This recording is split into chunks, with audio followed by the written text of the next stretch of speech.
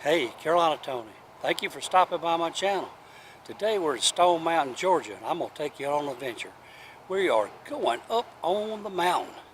This is the mountain that we all know has got the Confederate generals carved in the side of it. And there it is right there, over my shoulder. But for right now, let's go climb a mountain.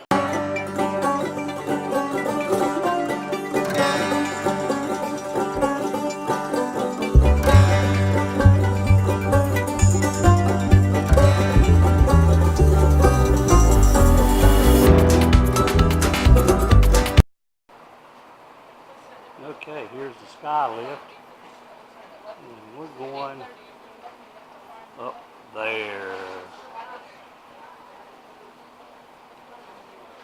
Let's get in.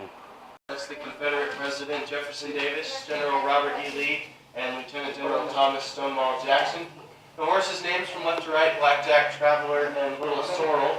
That carving is about 190 feet wide and 90 feet tall. It's actually about 30 feet taller than the Mount Rushmore carving, not even including the 3-acre blasted part around it. So that right there is the largest carving in the United States. To give you a size reference, that blasted part's about the same size as an American football field, so that carving would be going from about 20-yard line to 20-yard line. Okay, we're about 850 feet up from the base of this mountain. And this is the surrounding area. It's one big stone mountain. I bet that's why they call it Stone Mountain. There's Atlanta back over there in the distance.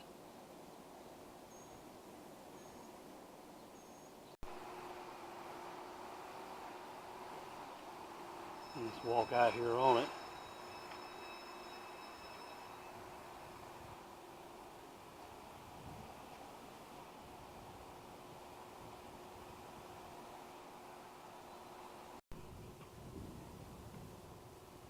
Here's a white line, I'm assuming for you to follow.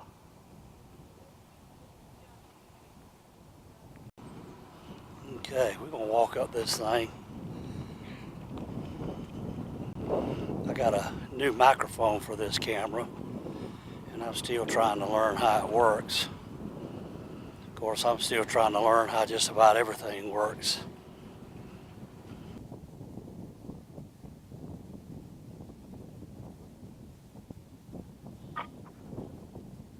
Water. Gotta have water. I told you I was gonna climb this mountain, and I did, didn't I? This is awesome. This is what being an explorer and adventure is all about. It is very hot. It's in the 90s. But up here on the mountain there's a cool breeze. There's a hotel down below. And if you hear me huffing and puffing, it's because climbing this mountain is killing me. Okay, this is some detail of Blackjack's bridle, which was Jefferson Davis's horse.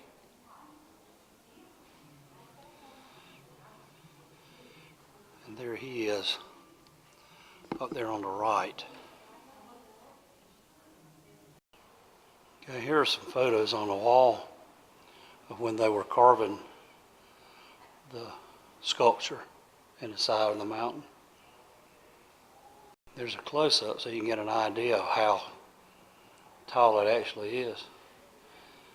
This thing is the size of a football field. The entire sculpture is.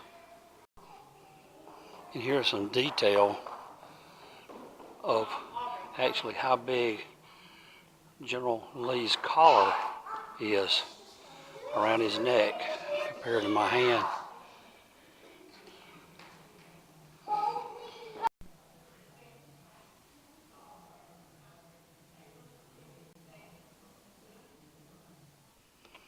Here are some weapons from the American Civil War. And pistols and swords. muskets.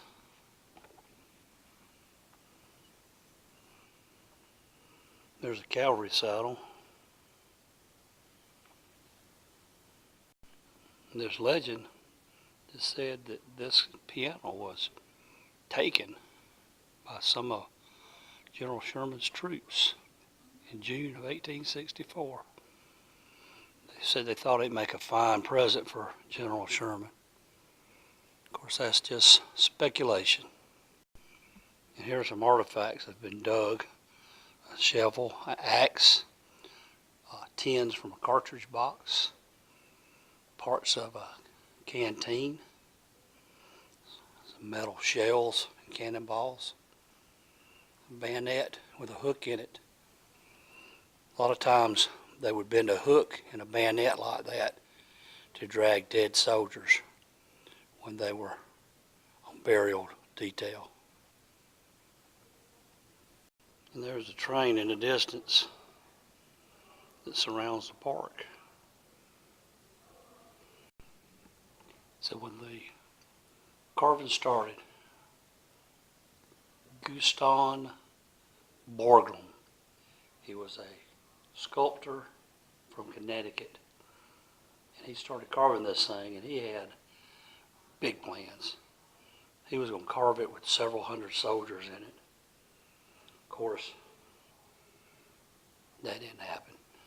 He began planning to carve it in 1916, but the actual work was delayed from funding shortages and because of World War I.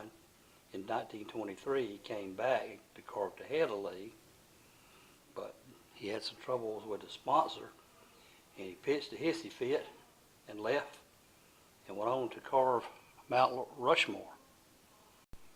And then Augustus Luitman took over around 1925. And again, the funds ran out. So this is what we have today is not what was actually planned. Now when the sun goes down and it gets dark, they have a light show here that's done with lasers and fire and all kinds of things, and it is unreal. They actually make the horses up there on the side of the mountain move, and fire shoots up from the lake. So if you ever get a chance, you really need to come see this. Well, that's going to do it for our trip to Stone Mountain. Hope you enjoyed it. If you ever get a chance to stop by, you really owe it to yourself to do so. But for right now, y'all have a good day.